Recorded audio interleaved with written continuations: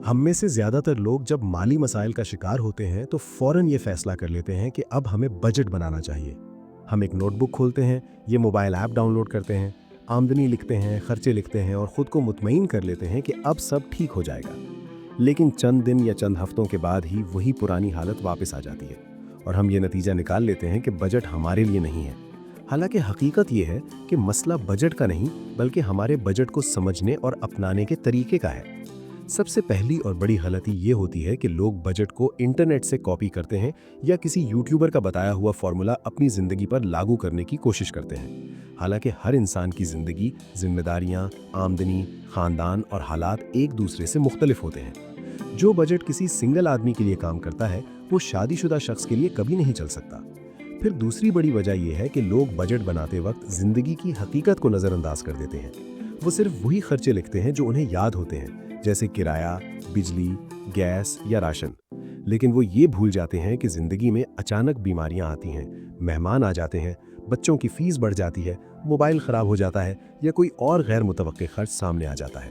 और जब ये खर्चे आते हैं तो पूरा बजट बिखर जाता है। इसके बाद लोग बजट को इल्ज़ाम देकर हमेशा के लिए छोड़ देते हैं। एक और बहुत बड़ी गलती ये है कि लोग बजट को एक सज़ा समझ लेते हैं। उन्हें लगता है कि बजट का मतलब है अपनी सारी खुशियां खत्म कर देना, अच्छा खाना छोड़ देना, बाहर जाना बंद कर देना और हर वक्त खुद को रोक कर रखना।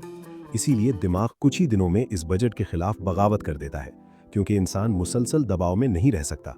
खास तौर पर उन लोगों के लिए जिनकी आमदनी फिक्स नहीं होती, जैसे फ्रीलांसर्स, बिजनेस करने वाले या कमीशन पर काम करने वाले।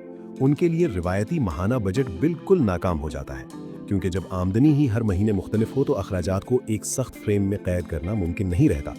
इसके अलावा एक और बड़ी हकीकत यह है कि ज़्यादातर लोग बजट बनाने के बाद अपने रोज़मर्रा के खर्चों को ट्रैक ही नहीं करते। वो सिर्फ ये समझ लेते हैं कि बजट बन गया है तो सब खुद ब खुद कंट्रोल में रहेगा, और फिर महीने के आखिर में हैरान होकर पूछते हैं कि पैसा आखिर गया कहाँ। जबकि सच ये है कि जो चीज़ ट्रैक नहीं होती वो कभी कंट्रोल में नहीं आती। असल हकीकत यह है कि बजट कोई जेल नहीं बल्कि एक रास्ता है। ये कोई ऐसी चीज़ नहीं जो आपकी आज़ादी छीन ले, बल्कि ये वो नक्शा है जो आपको बताता है कि आपका पैसा इस वक्त कहाँ जा रहा है और आप उसे कहाँ ले जाना चाहते हैं। एक कामयाब बजट वो नहीं होता जो कागज़ पर बहुत खूबसूरत नज़र आए, बल्कि वो होता है जो आपकी हकीकी ज़िंदगी के मुताबिक हो, जिसमें इमरजेंसी की गुंजाइश हो, जिसमें खुशियों के लिए भी पैसा रखा गया हो और जिसे हर महीने बेहतर बनाया जा सके। क्योंकि हकीकत यह है कि बजट कोई एक दिन का फैसला नहीं बल्कि एक आदत है जो आहिस्ता आहिस्ता बनती है।